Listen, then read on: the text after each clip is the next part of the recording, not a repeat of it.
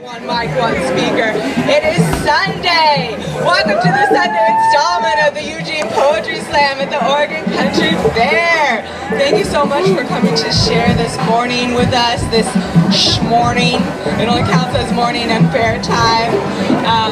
So we have, again, a lovely showcase of poets to share with y'all.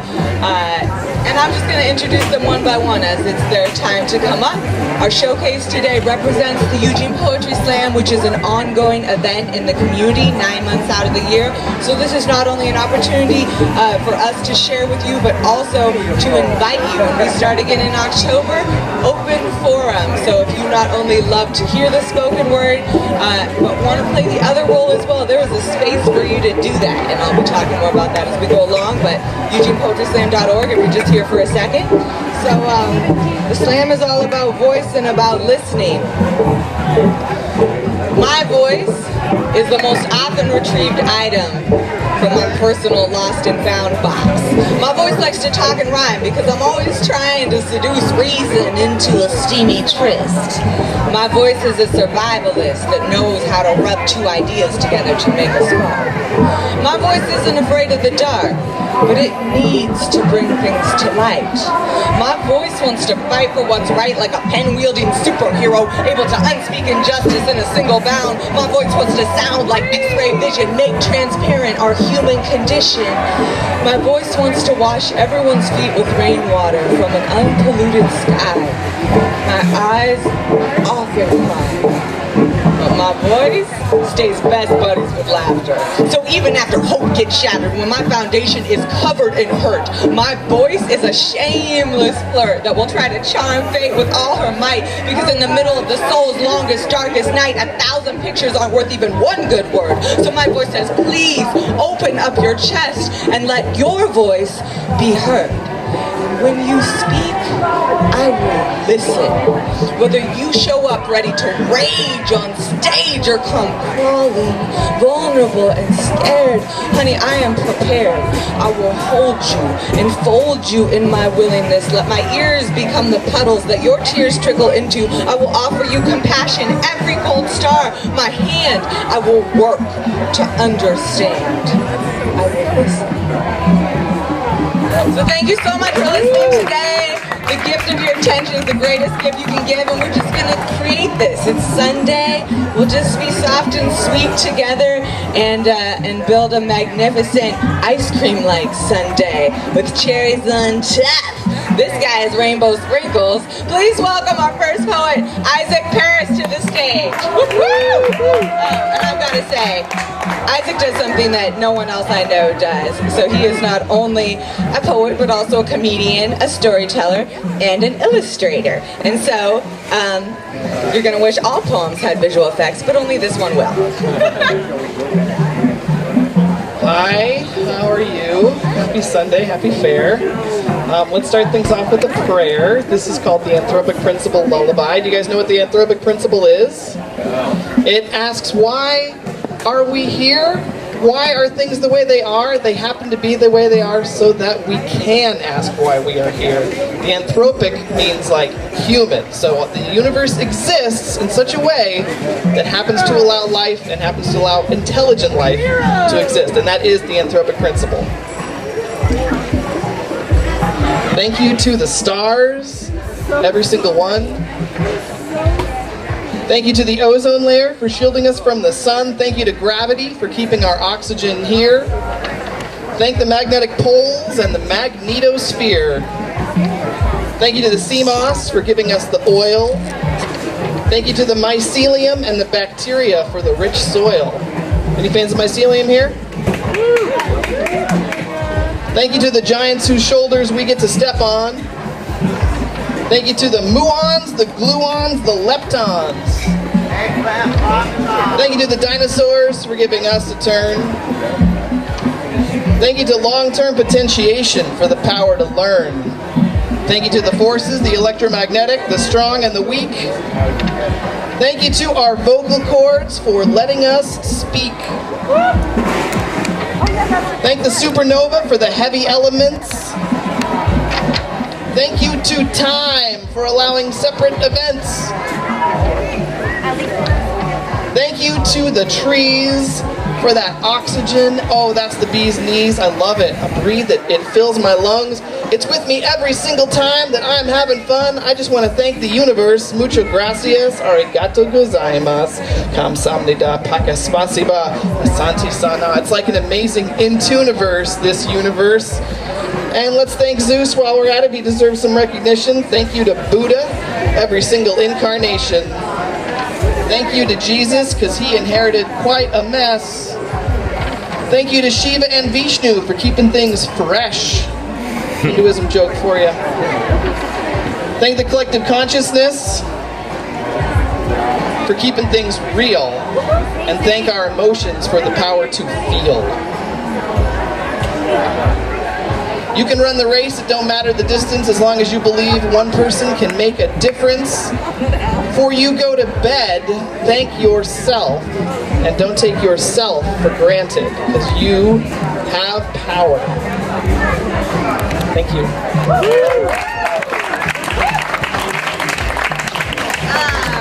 What a beautiful way to start our Sunday showcase. The next performer I'd like to bring to the stage, I have so much gratitude for being able to have this poet out here with me this weekend, camping for the first time at the fair. I've had these two brothers in poetry holding it down all weekend, keeping it as fresh as possible, wet, white, nat personality. Let's welcome M5 to the stage. Whoop, whoop. How y'all doing? Cool. Glad to hear it. Alright, I know this fair is supposed to be about unity and love and all that good stuff, but I got something I need to get off my chest. Love, you did it again. Come into my life and out like the wind. You sent me to war and left me to vent. Now my heart's bleeding out from the ink of this pen. F love. You must think I'm a joke. I swear, I feel like I'm drowning, my pillow is soaked. I stare at the ceiling, these thoughts keep me woke. Cause you picked me to love her, but where was my vote? No love, no more getting involved, no more sharing my feelings, I'm keeping them all. I swear I'll be selfish, I put that on God, I'll have 0 assists cause I'm hogging the ball. Why love? Did you do this again? I'm starting to think loving you is a sin. I need a stunt double, or maybe a twin, to take the hit for me, right on the chin. Cry love, cause that's all that I do. I'm crying for me and I'm crying for you. I cry cause I'm tired of facing the truth. Got no heart in his hands, so I'm folding my suit.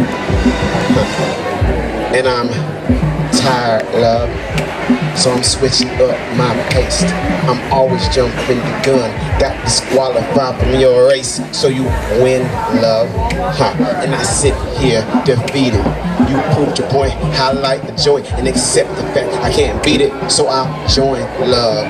They say keep your enemies close, well I'ma hug your ass till it hurts. Pull the knife from under my shirt, cause we're not done, love, revenge best served the cold dish. Well I'ma flip the script, you can't roast it. You can mark my words and keep them quoted. So, goodbye for now, love. Until we meet where we began. When I learned to love, to hate you again. I hear you knocking, begging to let you in. Nice try, love. Thank you.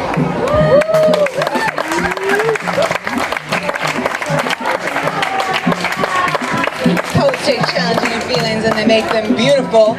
That is part of the alchemy that we do. Let's continue with that with my other brother in poetry for the weekend. Please welcome ADHD back to the stage, Sunday Showcase. Welcome. Thank you guys for coming here. As JORAH would say, coming to hold space. Without you guys here, it would just be us doing what we do anyways, and just talking trash to each other, coming up with what we think is creative stuff. So you can be the judge of that. This first one is called Beautiful Monsters. You can find me on YouTube. ADHD, 80HD is the one I did most recently, just a recording of this. So yeah, check me out on YouTube. It's called Beautiful Monsters. If there's one thing I've learned from writing poetry, it's that I am not a poet at all. This was a sad realization for me, heartbreaking really. And although I'm not a poet, I am, however, a preschool teacher. And on the day I learned that I was not a poet, a parent of one of the children approached me in the hallway and said that her son talks about me. They did a little word blurb, and she wrote down what he was thinking, and my name came up, and while I was flattered to be in the conversation, I was really just intrigued by the term word blurb. Upon my arrival in the classroom, I went directly to the block area, where a little girl comes up and says to me, "Teacher Nigel, I'm gonna build the biggest, tallest tower in the whole world." She had 3 blocks stacked up so far, and I didn't know the top. She's wearing a t-shirt that says "Be Beautiful" with a picture of a monster on it. And in that moment I realized maybe that's what I am. Perhaps that's what we all are. Beautiful monsters. Her name is Zephyr, which by definition means a calm breeze. She's a tiny reminder that the winds of change are subtle, and some of the tallest towers ever built were only 4 blocks high. No, I am not a poet. In fact, I'm somewhat of an outlaw around these parts. They say I was raised by strange folk, just a robber on your train of thought who came to stop the stagecoach, taking all your wallets, pocket watches, and your pesos, relieve you of the payload, and retreat somewhere over the rainbow. Me, a poet?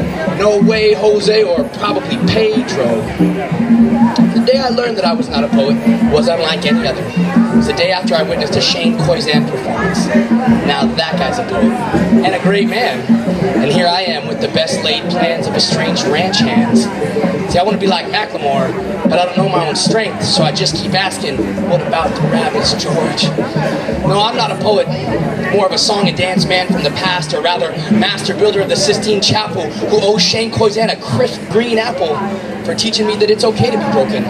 And when pieces of you are scattered across the battlefield, you gather fragments of blitzkrieg shrapnel, put them back together no matter what happens, and proceed with your travels.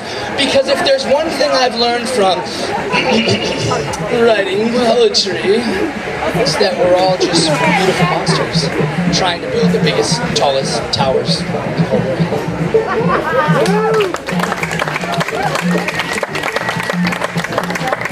Thank you, buddy.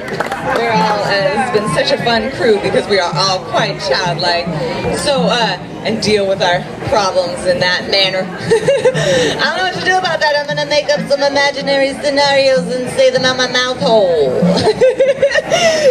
So, clearly there's a lot of different ways to approach this art form, and I bring that up because we are here representing a form that goes on in the community, and sometimes I think when people hear the word slam poem, they only think of one kind of voice and maybe even one kind of person, and that's just not the way of it. So we don't have to talk in slam poetry voice in order to communicate our real feelings. One, no, we don't have to do it like that, right? There's a formula, and it's fine, formulas exist for a reason, but you know, this is a blank canvas, and the most important thing is that we just bring who we are and we play with our voices in different styles, and so that's what we're going to be doing for the rest of the show, and we invite you to come share with us as well when we start again in the fall. Little card over here if you want to know more about that. Oh, and if you want to support us, you can definitely give us all your money too. Thank you, but we mostly appreciate your presence. Thank you, sir. All right. So, you know, we all have our own hero journey to go on, and for some of us, writing is a part of that. From cave walls to bathroom stalls, sacred scrawl records the journey forwards from protozoa to priest. Priest. I messed up my own rhyme. I was like, wait, I want it to be multi-gendered, and then the rhyme didn't work. From protozoa to priest, through the belly of the beast, bittersweet destiny unwinds like lifelines of poetry, stored on stone tablets or napkin fragments, pieces of pieces forming almighty thesis, a cohesive chaos documenting all of humanity's answers to one unrelenting call.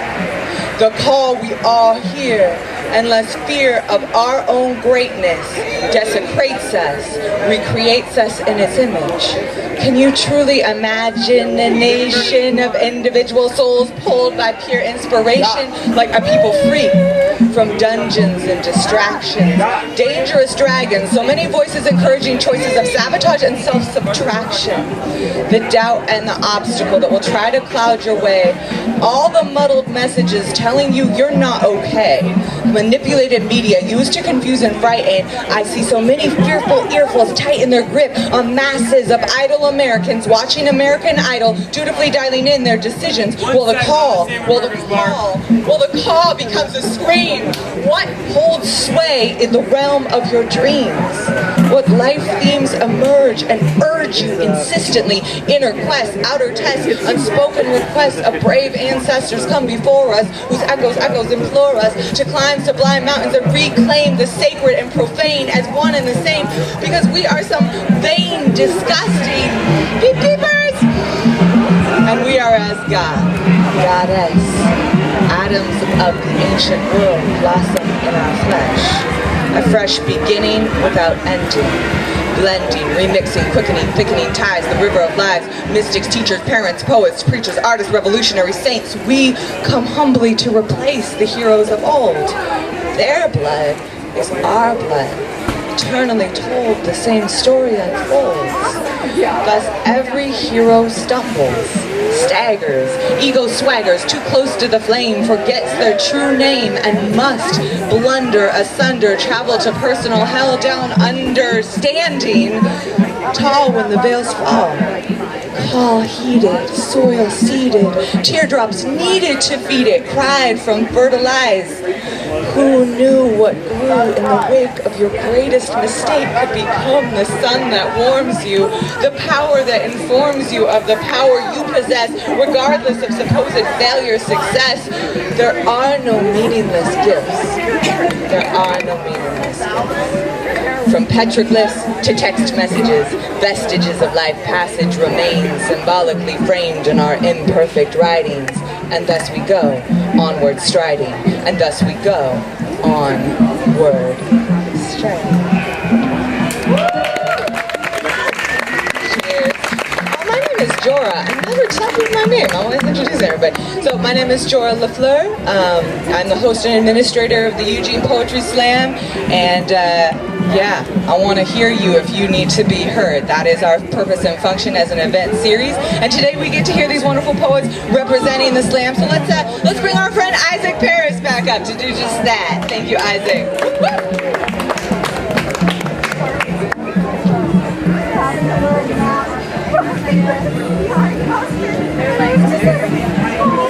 I'll do another book. This is a series of animal puns. Do you like animals? Do you like puns? Zooparanomasia is the name of this piece.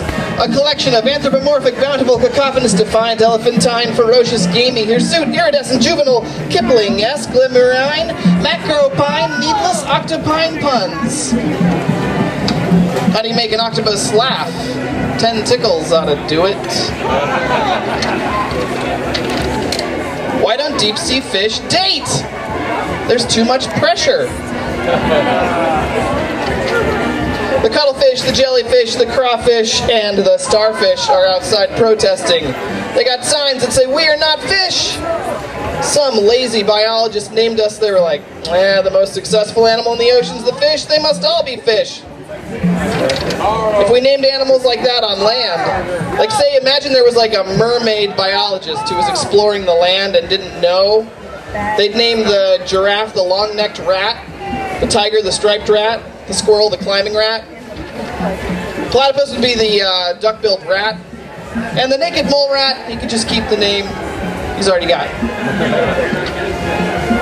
What does a female tiger think when she sees a new potential mate? I know he'll kill my offspring to ensure his own genetic success, but dang, cute stripes. I guess we call the kangaroo the jumping rat, and the kangaroo rat the jumping rat. I'm not so much a comedian's comedian, I'm more of a comedian's comedian. Here is a koala. When you're hiring a candidate, always go for the one who's the most highly koalified, of course. Praying Mantis is upset about his name too. He's like, I've been making this motion with my forelimbs for tens of thousands of years, longer than humans have believed in a monotheistic God. You should call it mantising. Are these animal jokes pandering to this audience? We have so many animals that are named after other animals, and I think that's unfair and it's lazy. We've got a seahorse who's named after a mammal, and the leafy sea dragon, is he named after the Komodo dragon, a reptile? That doesn't make much sense. Now, when we go to naming people from different places, we give them unique names. Like, we don't call people from Vancouver Canadian Seattleites, or Mongolians, the Russian Chinese. We give them their own name, they deserve their own name, and I think animals do too, you know? So let's go through some more animals that are named after other animals and point out how unfair that is, alright? The horseshoe crab says, I am crab-shaped, thank you. The elephant shrew and the elephant seal, they both hold their proboscis and say, is it really that big? Some people call the flying fox the wolf bat. Some people call the bumblebee bat the hog-nosed bat. Dude, I'm a wolf spider, and I'm a spider monkey. Now imagine in your head a wolf spider monkey. That'd be pretty cool. I'm a bat-eared fox, and the wombat and the numbat say we are not bats, and the muskox and the muskrat say we are not musks. This is a lionfish, some people call it a zebrafish, a turkeyfish, or a butterfly cod. And this is a catfish. We love naming fish after cats for some reason, because we've also got a tiger shark and a leopard shark. But there's also a cow shark and a hound shark and a zebra shark? But better to be one of those animals than named after something like the vampire squid, or the Tasmanian devil, or the goblin shark, or the angel shark, or the pink fairy armadillo, or the unicorn crestfish, or the vampire bat, because they're named after things that aren't real! I told you about the leopard shark. Well, the leopard looked himself up in the encyclopedia, saw there's a leopard tortoise, a leopard gecko, and a leopard seal. And then this leopard's got an existential crisis. Like, what is it to be a leopard?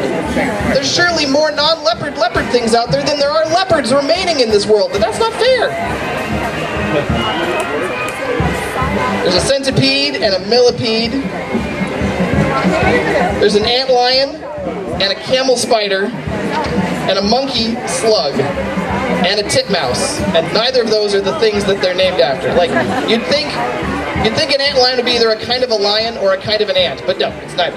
Same with the rest of them. There's a rosy wolf snail, a tiger slug, an elephant snail, a zebra snail, a mole cricket, a rhinoceros beetle, an elephant beetle, a tiger shrimp, a spider crab, and a camel cricket. But my favorite animal of all has probably got to be the dolphin. Anybody else a dolphin fan here?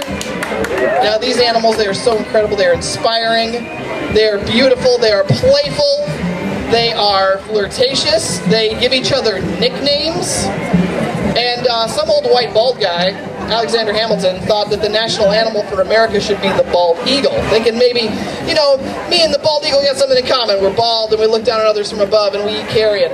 I say no. We're a diverse nation. We are playful. We are creative. We don't have echolocation, but it gives us something to work for. We enjoy masturbation. We should change the national animal to be the dolphin. Yeah. Thank you, animals. My name's Isaac, Sketch the Clown, and I host a show at Vanilla Jill's in Eugene. Is anybody here in Eugene? Anybody heard of Vanilla Jill's? I host a vaudeville show with comedians and dancers, jugglers, and more. And it's about once a month in the summers, so you should come say hello to me if you'd like to come see that. Thank you very much, JORAH. I'm so excited to hear more poetry.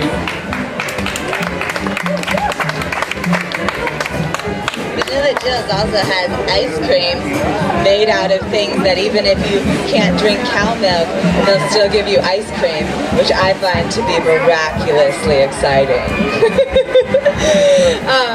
So we're going to run through our showcase of poets again. We've got a special guest stopping through. What did I want to say about you, Isaac?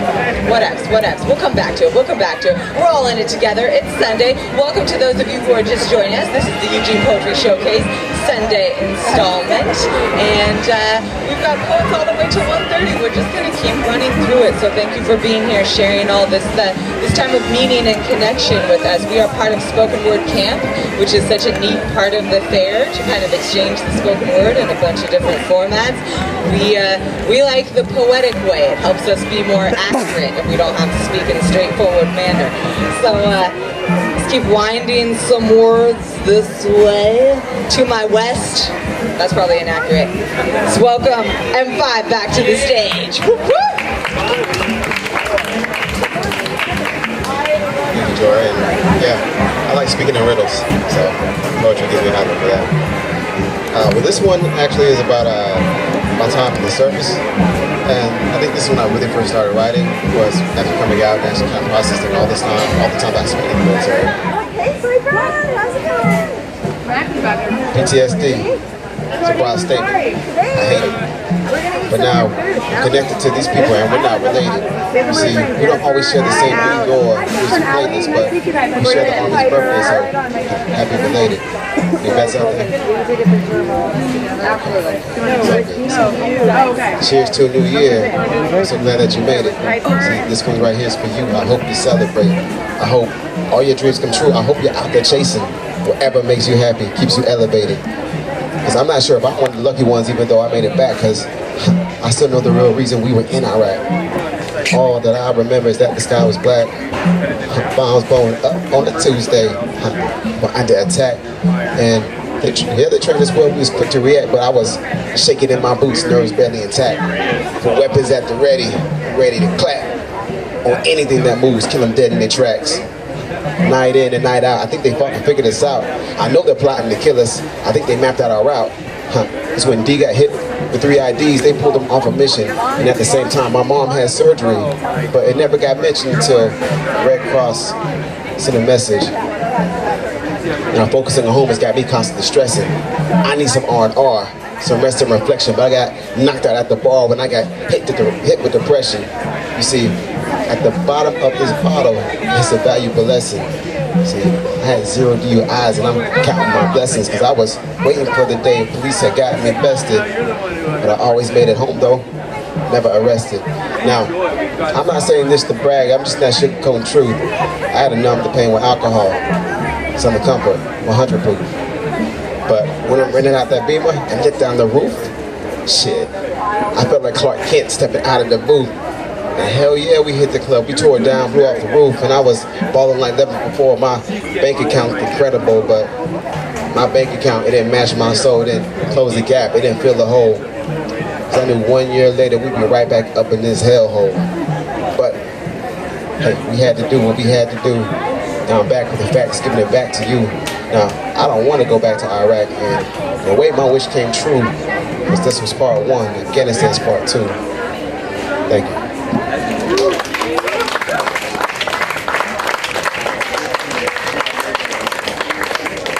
Thank you, M5. So at the Poetry Slam, which again is the event series we're here representing, people come to the table with their stories. And after our set today, I'm going to start letting you know there's an opportunity right here today to share your story. Everyone has a story to tell. We're calling it a story slam, so it's a 3 to 5 minute opportunity to share your story without notes. And so in about 45 minutes, our story fairies will show up. They'll have a clipboard and they'll welcome you to participate in that way right here, right now, today. It's a good feeling.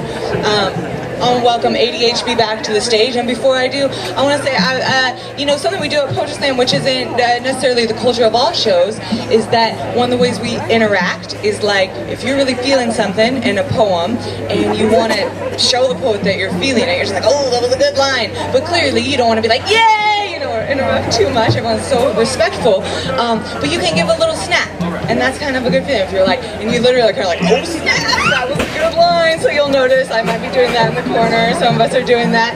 That's kind of part of the culture of slam that I love. I'd actually like to see it transmit into normal speaking. If your friend's talking to you and you just are like, I really want to be present and listen. I'm not going to interrupt, but like, it's going to be an amen listener. So, which is to say, we welcome you to snap and just interact with us in any way that feels natural.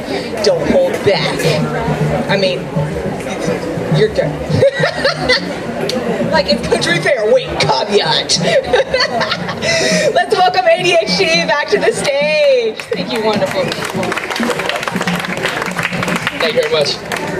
Thank you, Marcus, for sharing that. I knew he was in the service, but that's real insightful when he tells stories like that. It gives you a little glimpse into his creative process. And I've always thought that this writing is very therapeutic for the person doing it. Hopefully, it can reach somebody out there, and it's therapeutic for you too. So, anyways, I say that because I think that one was heavy for him, and this one's real heavy for me.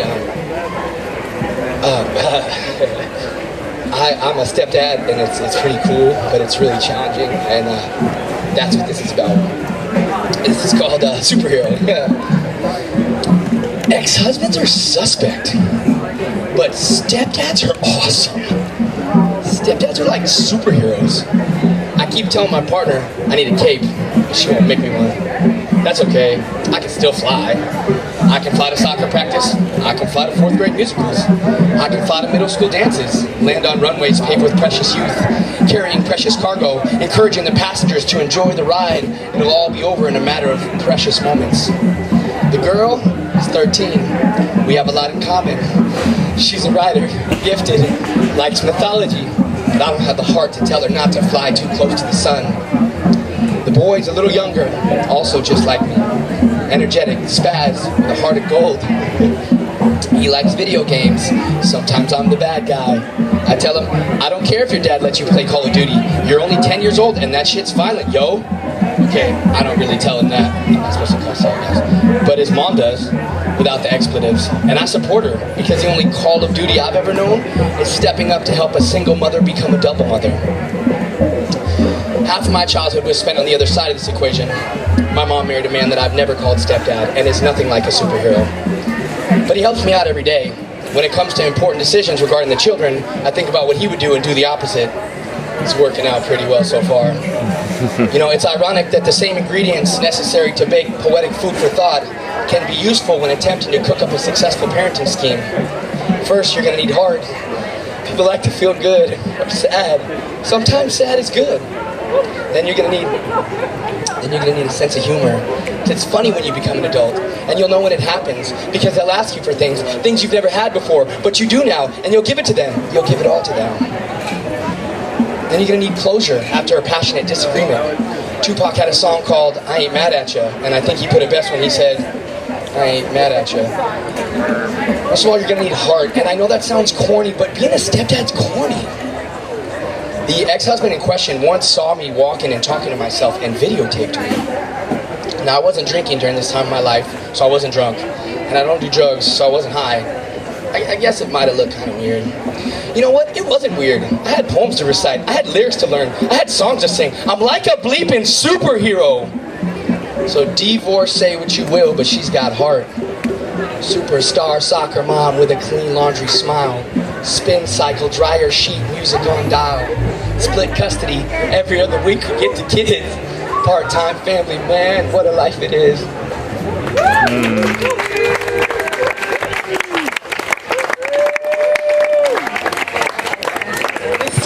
Brothers in poetry all weekend long. I love it. It's just worked out that this year our showcase has had so many fellas in it. Usually that's not, it's not this kind of fella heavy, hella heavy, but it's been just such a great experience to get to spend time with these lovely men who I feel like they're really yeah, they're so cool, but they're so tender-hearted, and that is exactly the kind of guy I'm so happy exists and that I want in my brotherhood, in my group around me. Thank you, thank you. We have a special guest stopping through, another amazing fella. Let's welcome our friend Eric to the stage. Woo!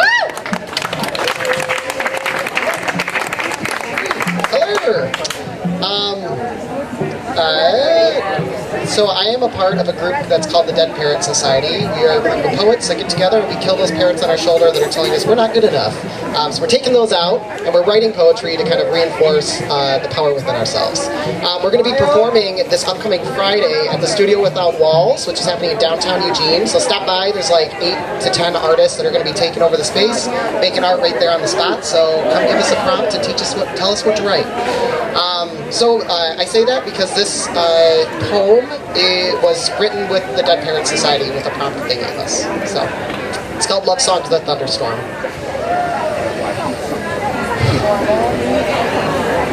I love the change and pressure that hits right before a thunderstorm rolls in off the Saginaw Bay. Not the kind that makes your ears pop, nor the kind that makes you short of breath, no.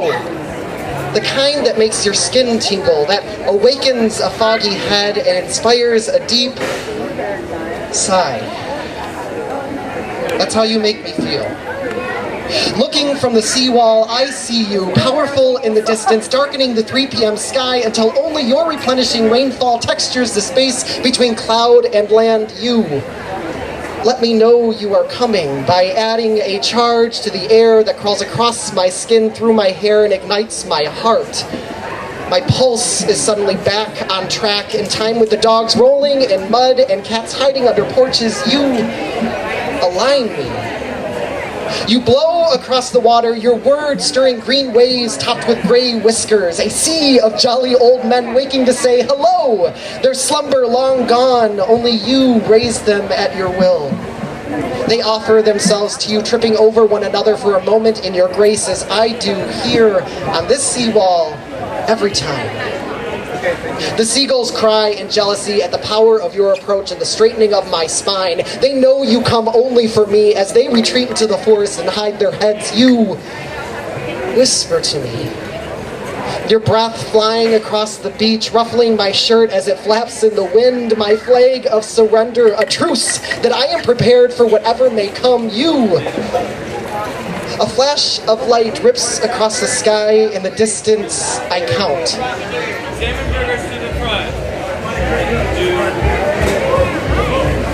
You are 10 miles away if the myth holds true. 5 seconds for every mile. You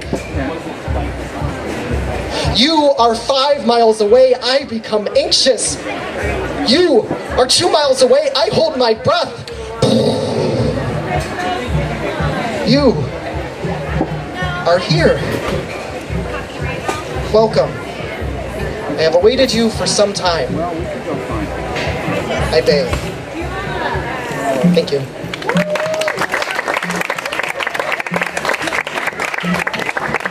Thank you, friend Eric.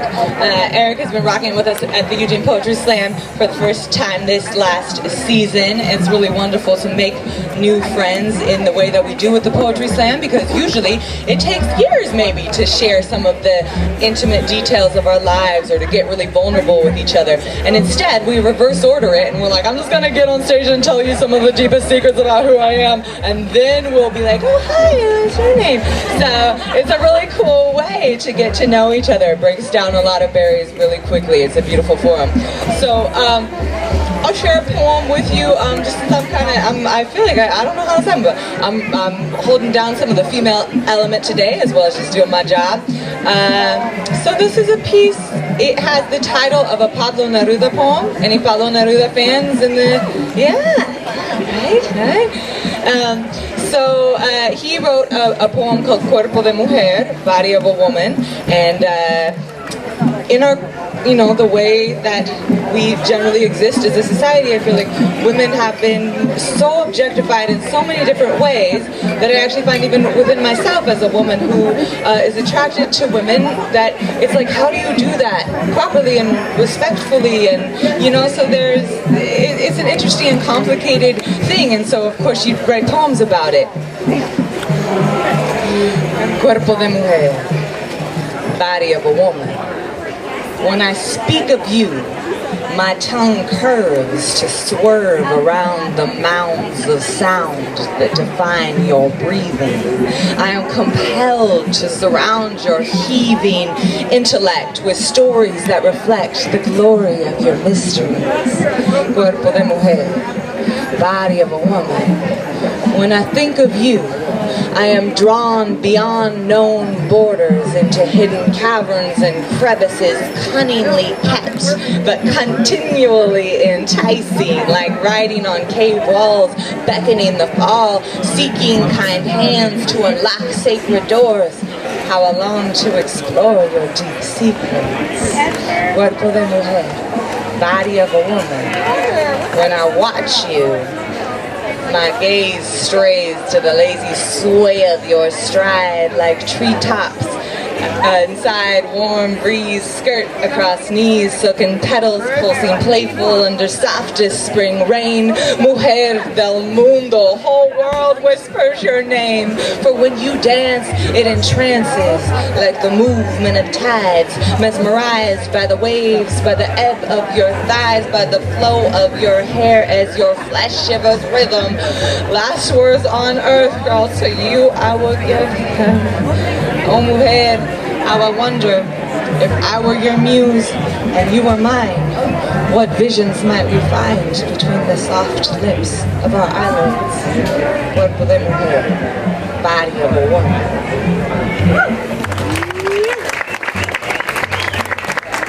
So all that being said, it also feels important to say that women have all different kinds of bodies, and they are not all feminine women in the way we continue to think of them, and it's a very, very open spectrum.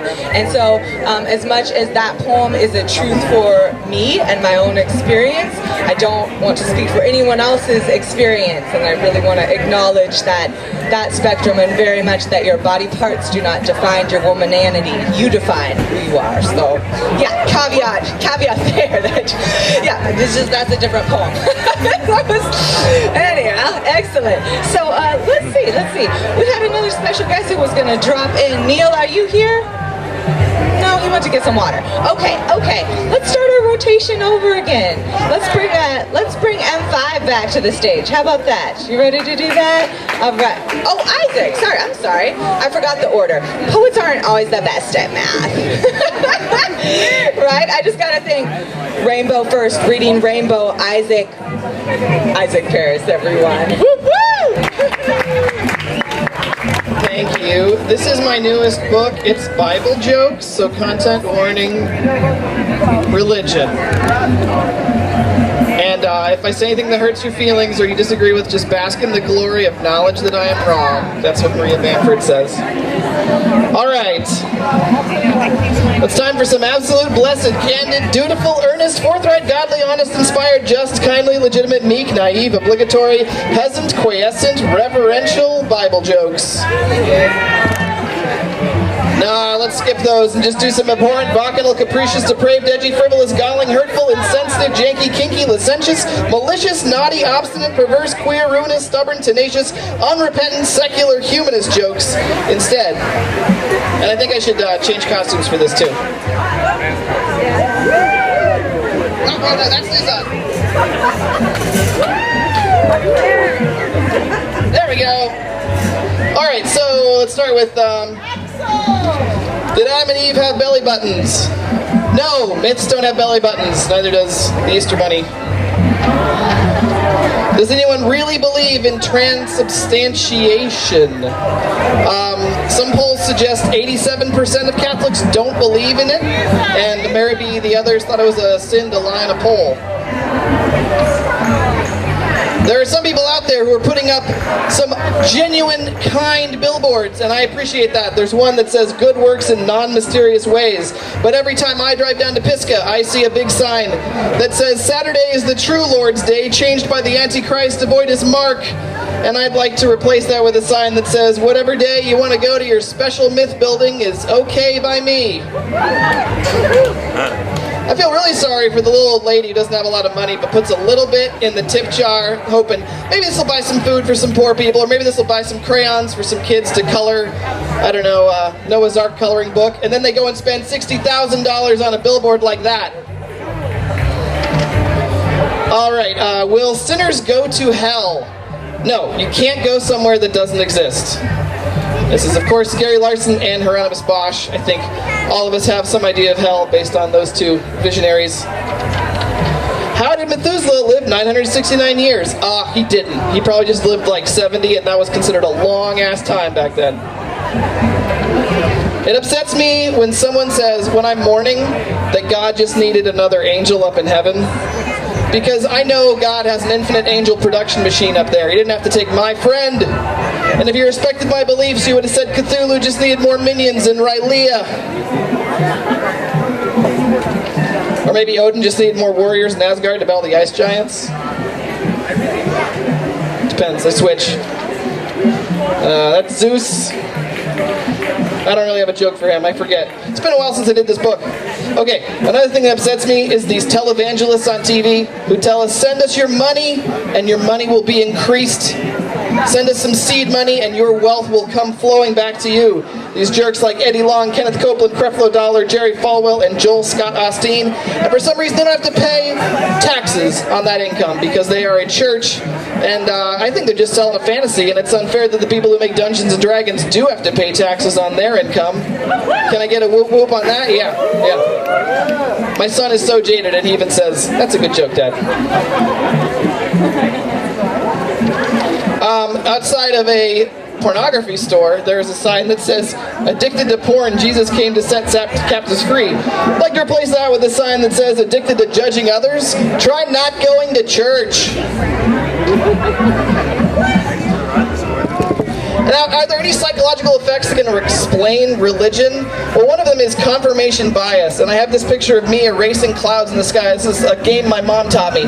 She said if you erase a cloud with your thumb, you can make it go away sometimes you can't, but when you can, that's confirmation bias, and that explains why people think prayer works. It's also heavily influenced by the placebo effect. And then you might say, oh, but without religion we wouldn't have such beautiful songs, we wouldn't have such beautiful cathedrals. But for some reason we forgive religion for all the harms it's done, and that's called Stockholm Syndrome. Alright, and then there's a couple of these really weird groups that are anti-family, but they put family in their name. And some of them are Focus on the Family, Family Research Institute, the Family Research Council, and the American Family Association. And these are organizations, PACs, super PACs, and these are the type of people who would disown their kid if they came out as gay or trans, and they're against gay people adopting children. So why do we allow a group with family in the name to be against families? I think I'd like to replace those with some other groups, like the Academy of Friendly Allies, Focus on the Fantastic, the Fascism Resistance Institute, and my favorite, the Fabulous Rainbow Coalition. And those could be like gay burlesque troops or something, and then, you know, somebody who's donating to somebody could accidentally support the gay burlesque. A couple other phenomena that explain religiosity is pareidolia. Have you heard of that one? That's like seeing the face on Mars or seeing Loch Ness Monster, Rorschach block tests. And apophenia, and that's perception of connections and meaningfulness between unrelated phenomena. That's like seeing Jesus in a piece of toast and thinking Jesus is speaking to you, or seeing Satan's face in a cloud of smoke. Now, the people tell you that you should respect other people's religions, and I hear that, and I counter, but what if your religion believes that there won't be any resources? We can use all the resources we want because Jesus is coming, and it doesn't matter all the resources we use up. Or if your religion forgives the 200 million victims of FGM and 3,400 sexual abuse cases with Catholic priests. Or when a kid asks a scientific question like, Dad, why is the sun orange when it sets instead of yellow? And Dad says, because God made it that way. Or if you think apostates deserve to be murdered, or if you think women are just baby-making machines for your soldiers, for your war, then your religion is actually a public health hazard, and I'm not going to respect your public health hazard.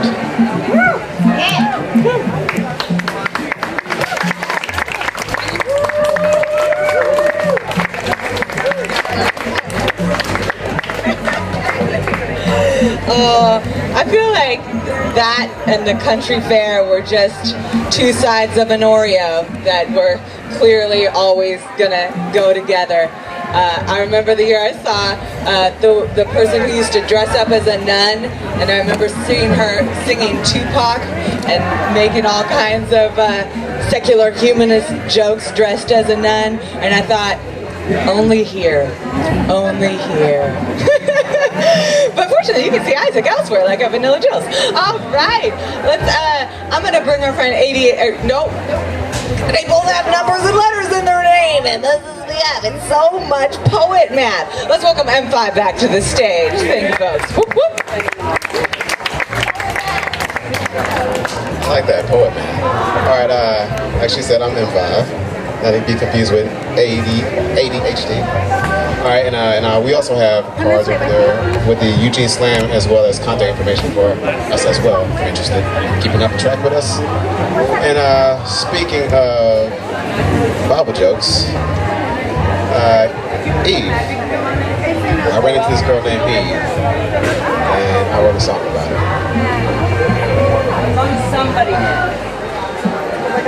I ran into Eve.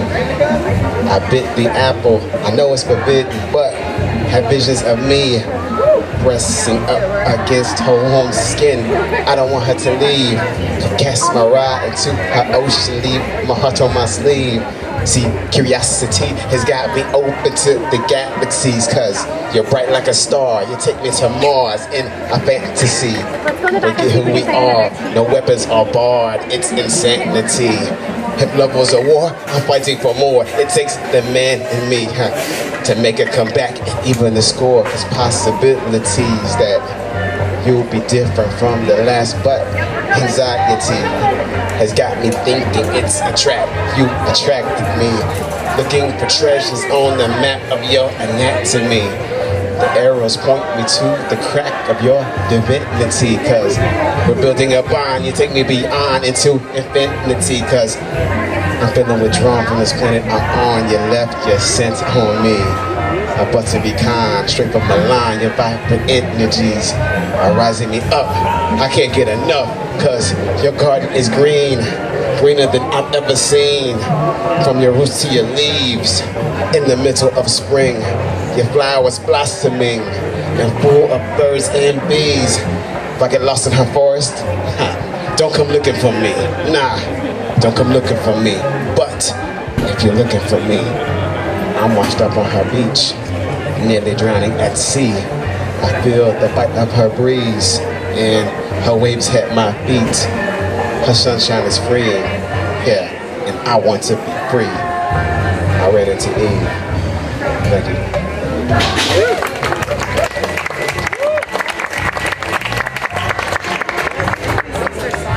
Yeah, I'd like to run into her later today, see what happens.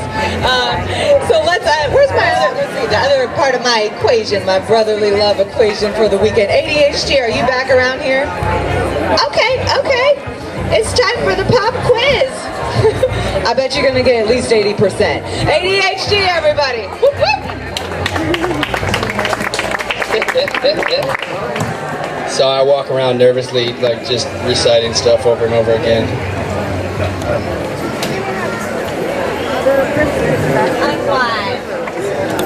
Unwind, but don't relax. That's ironic, because right now I'm going to kick it up a notch. M5 over here has been talking about bringing a little bit of energy level, trying to keep it loose, keep it exciting. Oh, she's excited. I got you. There you go, baby.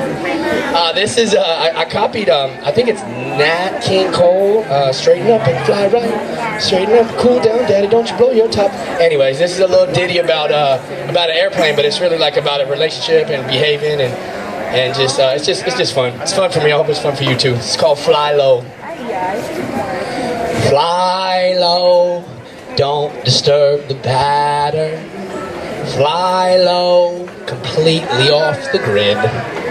Fly low towards the only thing that matters. Fly low, straighten up the way you live. Cruising as usual, pardon my altitude. I see the target and I'm honing in above the excuses and no-fly zones. When in Rome, pen a poem and then home again. Scan the perimeter, check the gauges, leave the gate and make preparations. In-flight entertaining, keep her engaged, and when the winds change, evade hurricanes. Sit tight, treat life like airplane, living lavish like the front of a pressurized cabin. Divide the refreshments, snacks and rations. Enjoy a sabbatical in dramatic fashion. Chart a course towards whatever has to happen. The past is behind us and no lack of respect, but try not to get emotional at baggage check. Faithful to aviation in all aspects, and then come fly the friendly skies. I'd be lying if I said that I'd never been surprised. Might cool my jets, but never let the engine die. Blend into the night, no end in sight. And I wonder if I seem shifty, like contents in flight maybe. Bomber jacket, captain suit, I'm on the case. Making connections and we'll arrive safely. Fly low. Married to a rite of passage, to have and to hold. Fly low. Navigation systems, air traffic control. Fly low. With red eyes we say goodnight to each other. Fly low. And promise to change the world like the Wright brothers. Fly low. Don't disturb the pattern. Fly low. Completely off the grid. Fly low towards the only thing that matters. Fly low, straighten up the way you live. Thank you very much.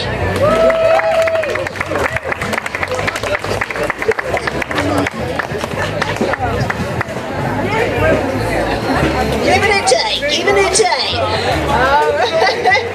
As you can probably nutshell, both of my brothers in poetry this weekend, M5 and ADHD, are also hip-hop artists, and you can connect with them. There's cards up here to do that. They exist on the interwebs, so all those threads can be followed.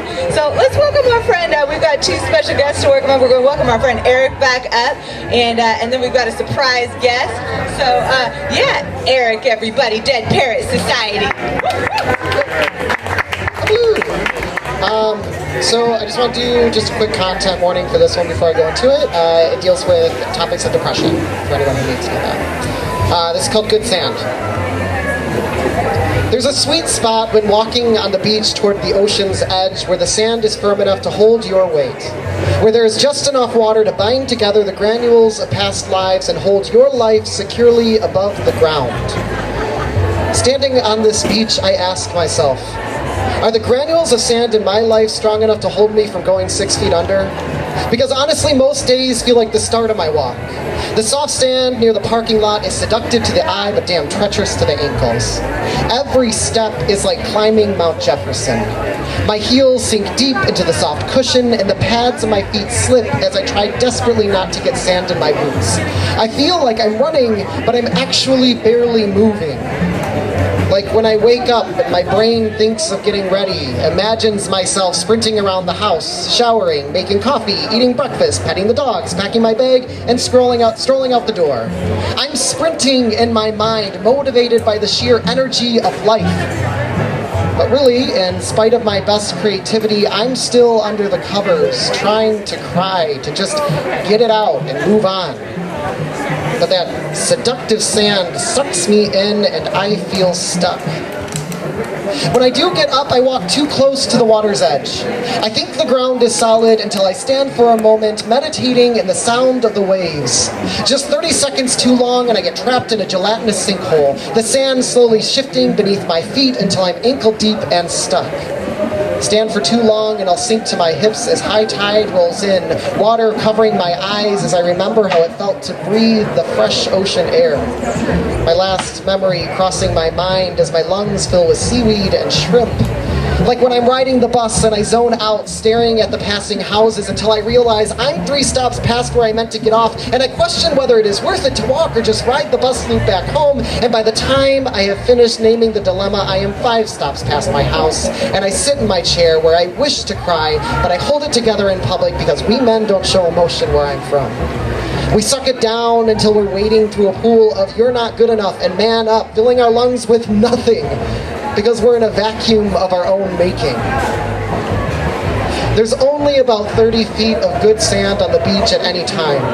It is known by its dark tanness and flat texture. There's only about 30 minutes of solid ground in my day. It is known by your welcome home and my broad smile.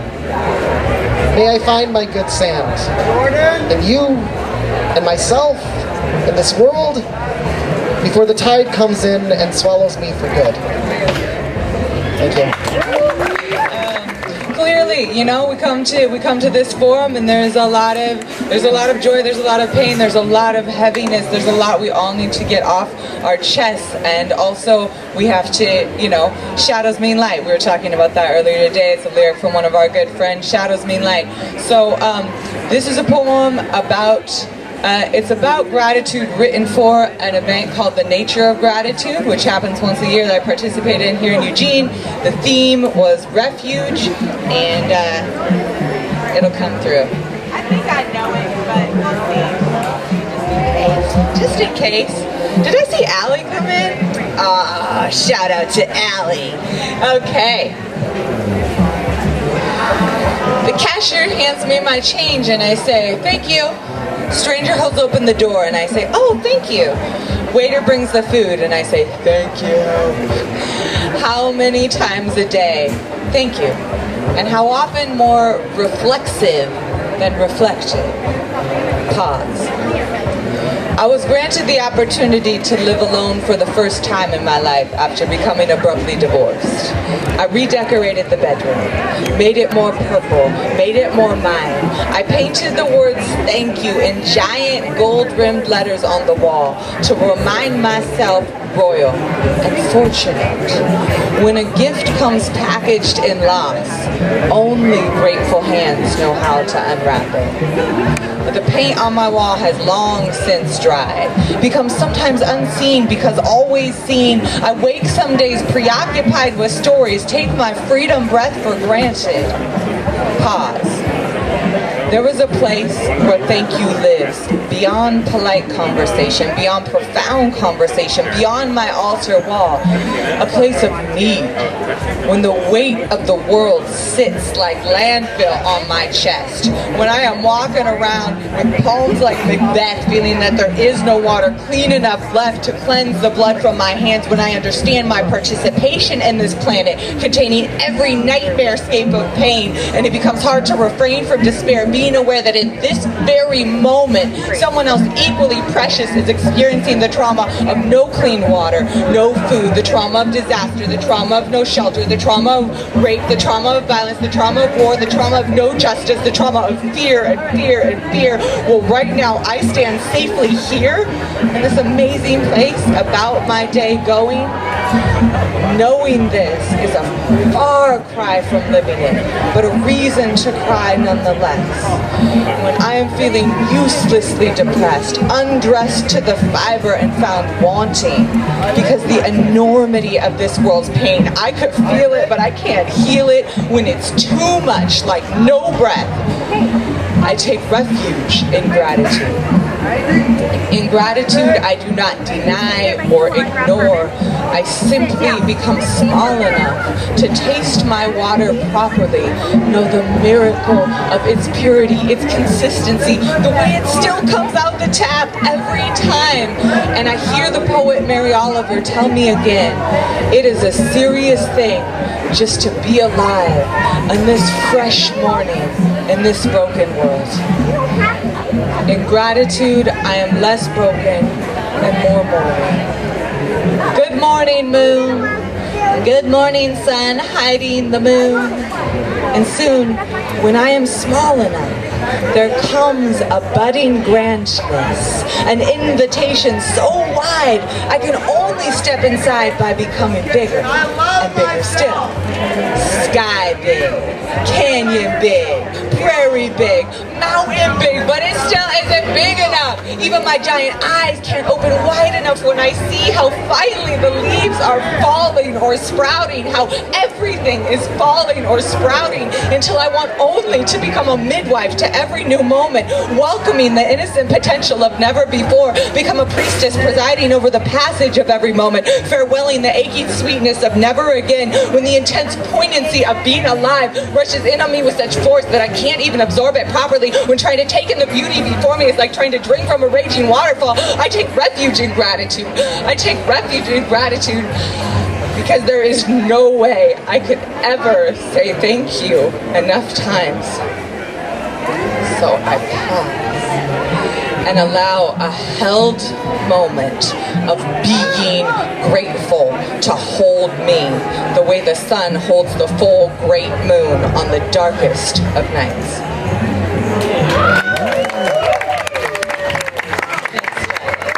Thanks, buddies. So the Story Slam fairies are here. We've got probably another one more round of poetry for you, but during this time you can go ahead and get your slot for the Story Slam. So this is your opportunity to share off the cuff a 3 to 5 minute story, experience what it is like to testify and be witnessed.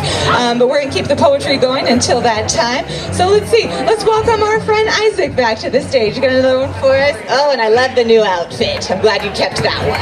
Woo-hoo, Isaac Parris. I made a new friend and they made a request, so I'll do their request. This song is called You Don't Need Money to Have Fun, and my friend Daniel Furman in Fairbanks, Alaska wrote a song, and it went, we had so much fun, and we didn't even spend any money. And I loved it so much, and he stopped playing it for some reason, so I had to make a new song to fill that space that he stopped playing that song. There's overcrowding at the fancy public beaches, and the swimming pools have chemicals and bleaches, but the gravel pit is free, and you get to swim with leeches. You don't need money to have fun. Renting skis and a lift ticket would cost like $100, but you could just slide down the mountain on a cardboard box, and think of all the fun you'll have trying to avoid the rocks. You don't need money to have fun. Every book that you could ever wish to read, repair manuals, graphic novels, and fantastic movies are all available free at the public library. You don't need money to be entertained. Those foodies eat the fancy stuff. Their tequila is top shelf. They say, don't eat food that's not organic. That's not good for your health. But nothing tastes as good as a fish you caught yourself. You don't need money to have fun. Say a famous band is coming, but you're feeling glum because the prices are outrageous and it's for over 21. Just make music with your friends, then you can invite anyone. You don't need money to have fun. And you can just bang on pots and pans. A famous comedian is coming to a local place, but you can't afford it ever since your fall from grace. Volunteering with children will put a smile on your face. You don't need money to have fun. Some struggle without realizing they could do without the frills. By living frugally, you can reduce the number of your bills so you can fill your life with the things you find fulfilling. Don't envy those who breeze through without spending a shilling. You too could be making nothing and still be making a killing. You don't need money to have fun. Corporations think of you as a consumer to buy their crap, but there's another economy that cannot be measured in their graphs. It's quantified in kisses, in hugs and smiles and laughs. You don't need money to have fun.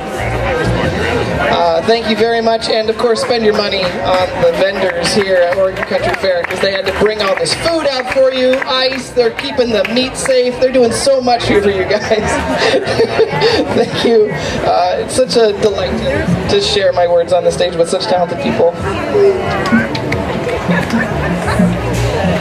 Thank you, Isaac. That's the reminder. They're keeping the meat safe. I was like, oh, that's real. That is very important. Thank you. That's not usually on my list, but yes, yes. All right.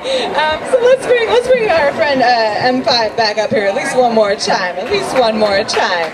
I also want to say that M5 performs with an incredible group called Not Applicable NA. He can tell you more about that, but it's a beautiful musical project in Eugene. So just to kind of put that in your mind hopper, so when you see it again. But here he is now, the solo, the one-man band, the no company needed. M5. Appreciate the hype. Thank you. Yeah, Not Applicable. We actually just picked up as a musical group maybe late October of last year. So we were fairly new, and I met these two other artists, and it was just like, hey, it's like we already knew each other. As soon as we sat down, we started creating, and I'm saying we had Grammy hits off the bat. I mean, I feel like we did, but we're waiting though. She's not able to make it out here. She's bringing a beautiful life into this world here pretty soon. So she's taking it easy. So that project will definitely pick back up. That's something beautiful that we'll be able to share with the world. And speaking of beautiful, I want to tell y'all a story. Don't mind listening for a couple minutes? All right. So my gaze lay on this delicate flower. Can you see how green her leaves turn?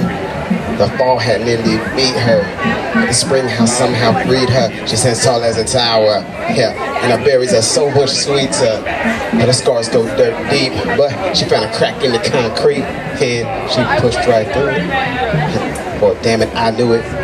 She just needed space for the sunlight and pesticide for the bug bites. All right. There's nowhere to go but up from here. She leans to the left when the sun disappears, but she's on the right track to conquer her fears. So steer clear and just give her some room. Just give her some time for her petals to bloom. In tune with the earth and how the world works. Consumed by her thoughts makes her head hurt. At last she made a point to put herself first on a path to self-worth. And he's trying to make it through this cold world. So he keeps his head down and his fist curled. And remembers everything that he's observed, so he sticks to the curb. Do not disturb while he's smoking the herb. He tries to figure out how to make it change, but he's having doubts if the world will ever change, and if so, how? So he looks to the sky, hoping to fly, but he's stuck in his room and he cocoons. and filters out everything he's consumed and finally figures out what the hell he's been doing. The caterpillar's about to shed his costume to show the world what's really inside this beautiful butterfly. He looks into the mirror and can't believe his eyes. His wings grow in size. I wasn't surprised by that, I ain't gonna lie. He almost quit trying, because everything he's been through in life has really made it hard for him to sympathize. In tune with the earth and how the world works. Consumed by his thoughts makes his head hurt. At last he made a point to put himself first on the path to self-worth. And there, fast forward to when these two meet. He's on the runway, but he's having cold feet, but he plays the drum on the upbeat. And confidence is building in him slowly, and she almost died from the dry heat. She's protecting her energy, closed up her leaf. All the seasons all the same, well they must be. But I'm hoping I'm wrong, Mother Earth, will you show me? It was right then that the wind started blowing. A ripple in time was unlocking and frozen the day they were born. That path had been chosen to share the same soul. The plot is unfolding, a new stage in their lives is keeping them open. The promise of love is keeping them going. And every new day, they're learning and growing. They fell into each other without even knowing his goal is in reach. And her nectar is sweet. Cycle's complete. Yeah, buttercup and butterfly meet. In tune with the earth and how the world works. Consumed by their thoughts makes their head hurt. At last they made a point to put themselves first on a path to self-worth. Thank you.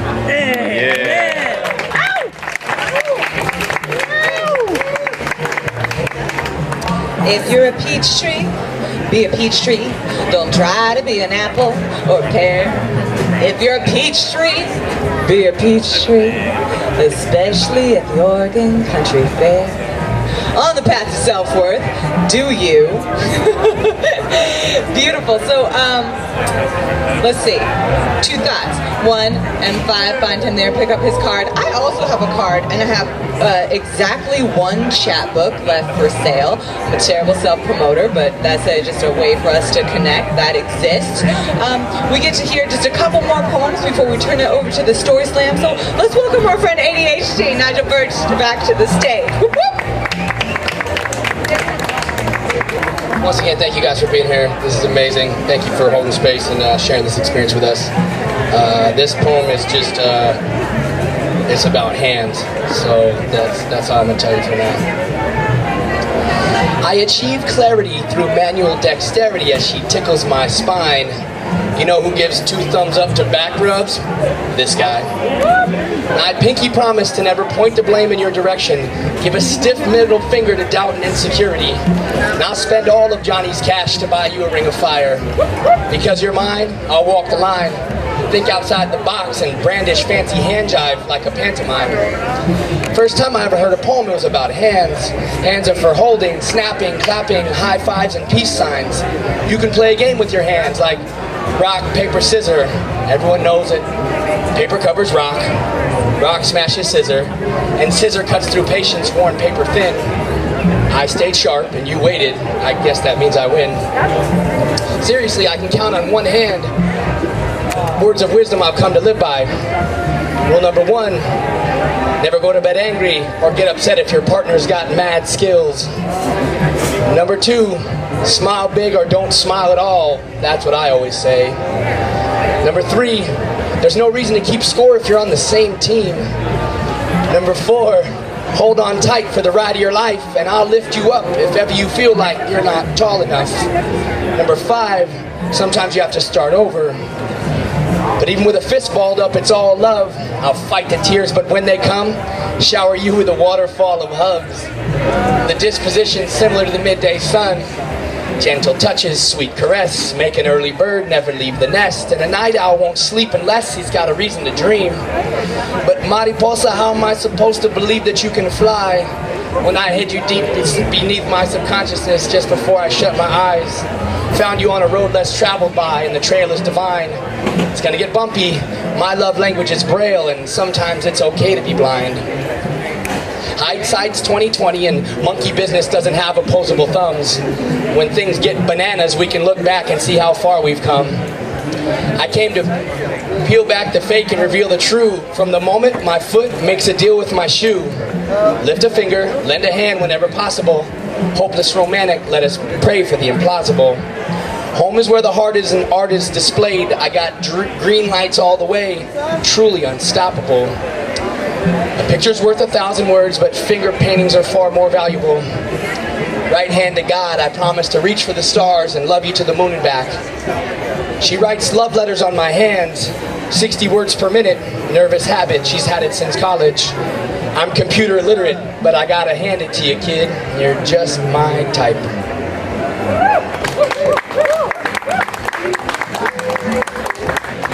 Just my type. There's pretty much, Nigel is non-stop wordplay. ADHD hanging out with him is like, you gotta be so quick. Your ears have to be marathon runners just to catch it all. It's amazing. So one more time, we get to hear from our friend Eric. Eric, come on up here. Come on up here. Thank you, folks. Thank you, thank you, thank you.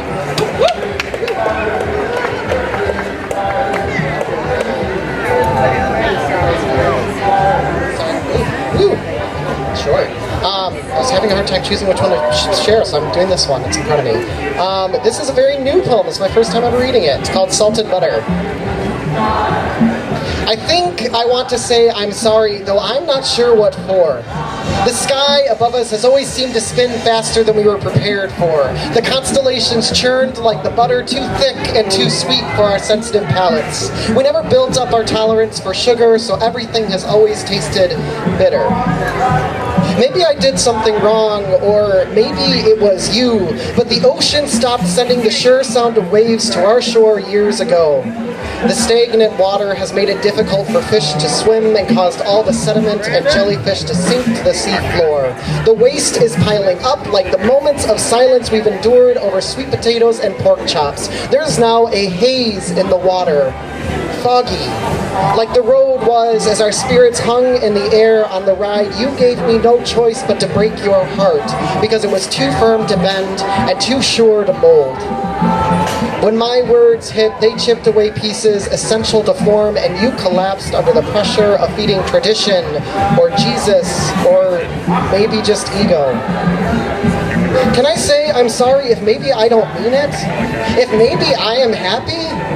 The constant beating of the ocean tide has ceased. It never helped me sleep in the same way it lulled you to bed.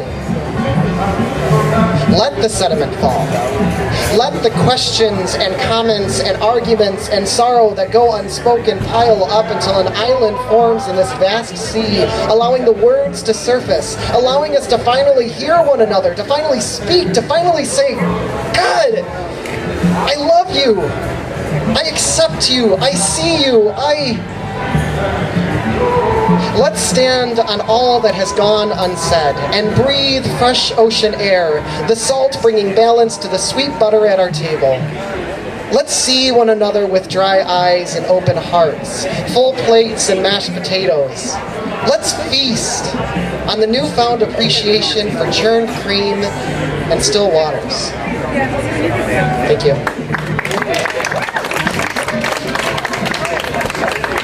Thank you, Eric. So I'm going to share one more piece with y'all, and then to close out today, I'm going to invite my brothers in poetry back up here, and we're going to do a little group piece to say farewell for now. So we have a story slam coming up next, and so this is a poem about stories, although we have that exact kind of shmur. I think they call this a smooth transition. Tell me a story of greatness and glory. Tell me of your daily routine Monday. Tell me of your triumph, your fury, your pain. Tell me who you play today in the epic of your life. Are you the shadow witch or a shiny knight? I want adventure, uncensored. No need for special effect, but the chords in your throat and the sound they project. Best way to connect across the gulfs that divide us. Old as the hills, these stories inside us. Oral tradition, human condition. Tell me your story and I'll sit and listen with eyes that glisten and a mind that reels. I want to know how you think. I want to know how you feel. So we live in the age of the digital page. No cry of the wolf, no voice of the sage, and I'm hungry for it. The substance, the juice, the mouthfuls of meaning from tongues that let loose and run wild like a child with excitement and zest. Throw out your opening line and I'll follow the rest. Beyond idle chatter and words meant to flatter. Tell me what lies at the heart of the matter, and I'll be there, dedicated by your side. No need for shame, nothing to hide. We all have dark hours and hearts that get broken. No greater power than truth that is spoken. Spoken word, through the midst of our lives, we struggle and strive, bound by our common will to survive. Plot universal, no dress rehearsal, love versus fear, and the choices we make, the whispers we hear, the risks that we take, same ancient evils on our longest nights. So tell me a story that affirms the light. Let us banish fault bright like Ralph, the warmth of campfire, with words to inspire. Beyond entertainment to the depth of a soul, a hero is born as their story is told. So sign up for the stars. Do that, do that. Woo-hoo! Exciting new opportunity at the fair this year.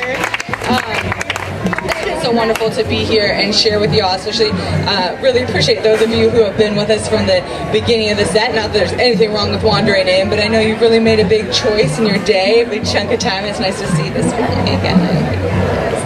So, I'm going to welcome the folks who've been holding down with me all weekend long, M5 and ADHD, which together, if you add that up, it's at least a B+, but these guys get all the A's, so, whatever that means. Is anyone who's here with us right now new to the fair? Is this new for anyone? This is my dad. This is my dad, and yeah, I have the most wonderful dad. I won the parent lottery, and one of the things that happens when you win the parent lottery is they bring you to the fair from a very young age. So yeah, we've been doing that. But is anyone new? Is anyone new to the fair? Yeah. So we're okay. Beautiful. Oh, our exchange student, wonderful. So you may have noticed, when you drive into the fair, everyone says "Welcome home," or there's signs that say "Welcome home." And for some of us, who are here rhythmically, there is that feeling. It becomes a very important part of our year. So we wanted to write a little bit about that, and we will end today by saying welcome home.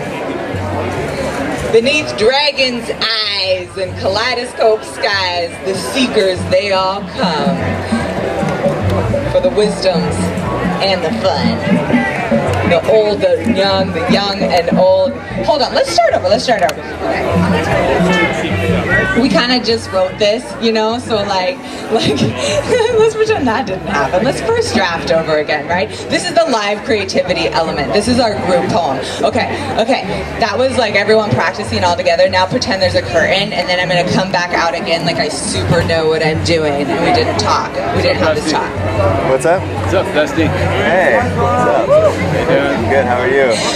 Good, what's your Beneath name? dragons' eyes and kaleidoscope skies, the seekers, they all come for the wisdoms and the fun. The fairies, old and young and old, a story told for 3 days every year, without failure, without fear. And if you come fresh new, you've been here too. The feeling may be strange. Somehow I feel like I've been here before. Welcome home.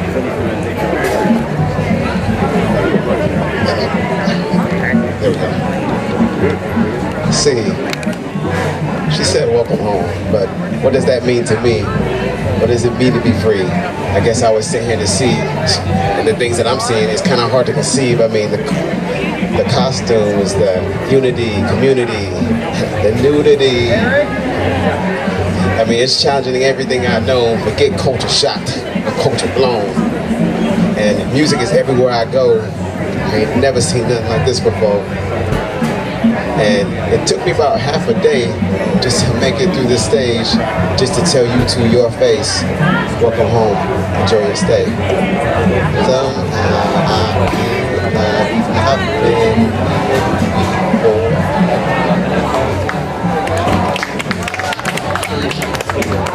Home is where the heart is.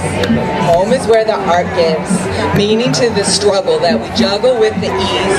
Home is where we cultivate a necessary piece. I'm a piece of the puzzle, mirror to the whole, interconnected individual soul, working hard for common goal.